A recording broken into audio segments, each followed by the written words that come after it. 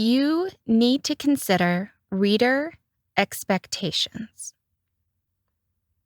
Now that you understand how important what you choose to write is, let's talk about reader expectations and genre. It's surprising how often this conversation occurs on the self-publishing forums I frequent. Usually, it comes up with respect to romance.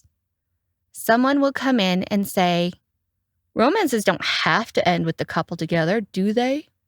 Or, "I wrote this really cool action-packed adventure novel where the two characters have a really passionate sex scene before killing all the bad guys. I can call that a romance, can't I?" What these questions show is a lack of understanding of reader expectations and genre. If you ever find yourself thinking, "I could write that type of book better because I wouldn't include X like every other book in that genre does," you need to step back from your keyboard. Readers read what they do because they want a specific emotional experience. Romance readers want to follow the journey of how two people come together.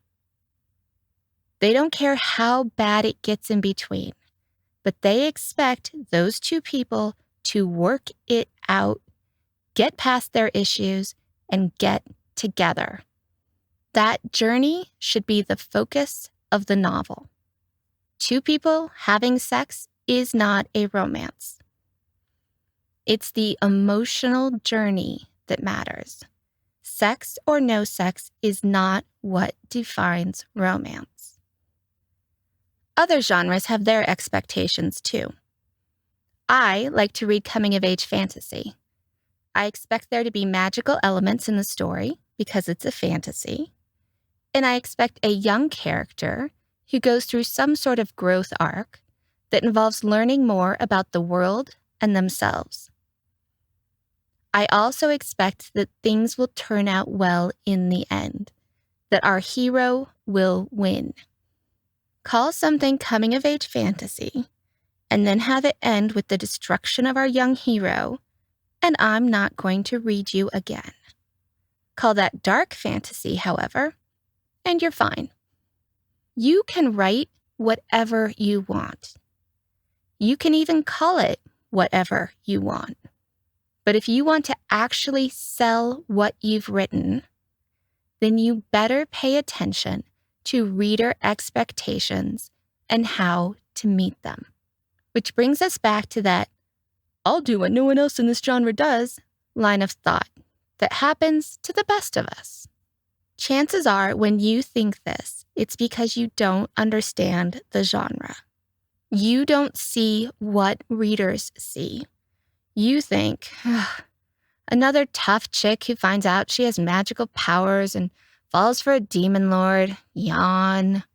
A reader thinks, "Yay, another tough chick who falls for a demon lord. I love those kinds of stories." So when you write some wimpy girl who can't do anything for herself and falls for the librarian, you are not writing books for that audience. Now, you could get lucky. There could be an audience for wimpy girl and librarian urban fantasy, but it isn't likely to be the audience that exists for tough girl and demon lord urban fantasy. Tropes do get old. Audiences do finally get tired of reading the same old, over and over again. But they tend to move from bad boy bikers to bad boy MMA fighters, to bad boy tattoo artists, instead of from bad boy bikers to soft-hearted cowboys. So anytime you are tempted to take a right turn from what everyone else is writing, realize that you probably won't take that audience with you. And some audiences, like the romance audience, will react quite poorly to your attempts to subvert the core of what they want. How do you figure this out? How do you learn what a genre requires? Well, you read. Read books in the genre and read the reviews of those books. What did people like? What did they hate? What are the common themes? And don't let yourself be distracted by the outliers.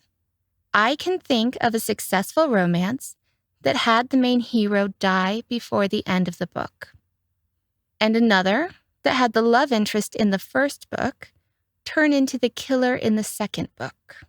But I know about these books because people still passionately talk about it years later, and not in a flattering way. And I'd argue that the only reason those authors got away with it was because they were so successful and well-known already that they could take that risk. That's not you. Give readers what they want. You can put your own spin on it. We all do. But make sure you're hitting the core of that genre.